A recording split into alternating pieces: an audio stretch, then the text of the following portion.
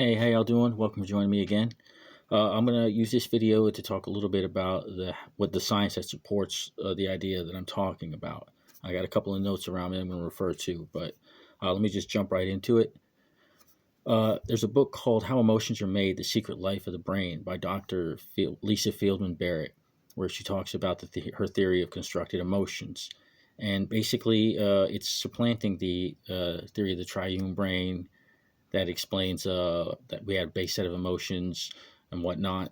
But her theory basically is saying that we, in fact, create emotions in the moment.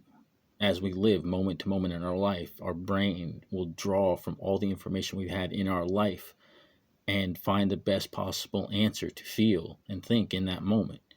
And it's a lot of the, automatic systems we have, kind of like breathing and stuff. We don't think about breathing, it's just something we do. I mean, I don't think you'd want to think about breathing or have control of it. I mean, what are you going to do when you go to sleep? How are you going to get it going? You know what I mean?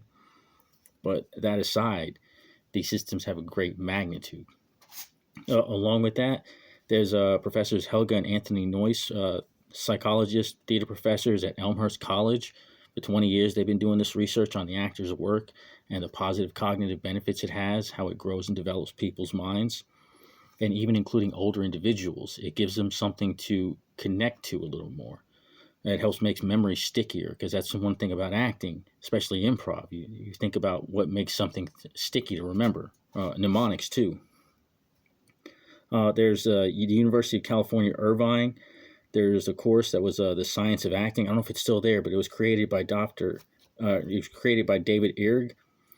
And basically, it was a class that joined his group with the Michael Yassa, the director of Center for Neurobiology and Memory. And what they were doing was taking the tools of the actor and using it to teach people how to create deeper memories, richer memories. So they would take these classes where they'd learn all the tools of the actor, but they would go further and create additional stories that weren't in there, past memories, different traumas, parts of their life that were just deeply connected, but not on surface level. And this allowed them to reach, deeper planes in the acting field. Psychology, Dr. Joseph Levy Moreno. He is the father of psychotherapy, or psychodrama rather. I think it became psychotherapy, but it was initially psychodrama, where he used acting techniques, a lot of them that are pretty much improv class techniques, or improv exercises rather. And this allowed people to work through their trauma. There's also trauma drama. It's a group that works with young individuals to deal with their trauma by allowing them to create imaginary spaces and different traumas that didn't affect them. Because if you're going through your own trauma, it hurts. That was the problem with the method back in the day when it first came out, because they basically say, reach into your old memories. Well, what if something traumatizing happened to you? You don't want to reach into that and use it to work through. That's dangerous, So groups like trauma drama will take these techniques and say, no, create a different kind of trauma so you can learn how to work through trauma and something that isn't open as raw as it is.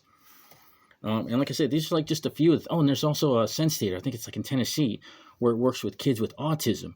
And the beautiful thing about this is it uses acting techniques to teach these children how the play works, not the lines. Because it's like the difference between plays and improv.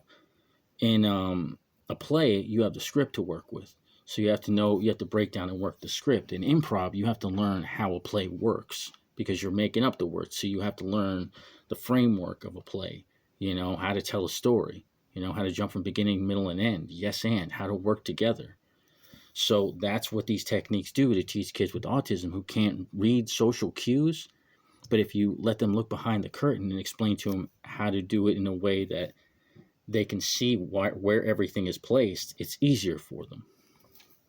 So these are basically just a few things that are a few areas that are showing that these tools and techniques are doing a lot of effort to promote a better way of life. Even in the theater program, I forgot, they just did a movie too about it, Sing Sing.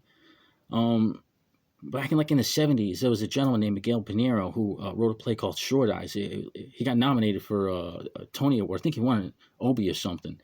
But it was it had critical acclaim to his play, and it was a beautiful play, but it was predominantly using prisoners. And it just goes to show that these people who were incarcerated are still people. I mean, granted, some of them did horrendous, monstrous things, but the circumstances of their life played a part in why they're in there. If we didn't live in a world that maybe forced those circumstances on them and gave them better opportunities, maybe they would have had a better path. And like movies like Sing Sing show that, because it shows that there is more into these people. They're not just people who should have been thrown away. We just failed them as a society. So that's what I'm saying these tools and techniques do, and this science supports. It teaches us how to be better human beings. You can be a more complete human being. Learn all the freaking bells and whistles that go around this supercomputer, because you're a supercomputer. You're an emotionally charged supercomputer. When are you going to live like that? If you want to learn how, keep watching these videos. I hope you have a great day. Thank you for your time, and you take care.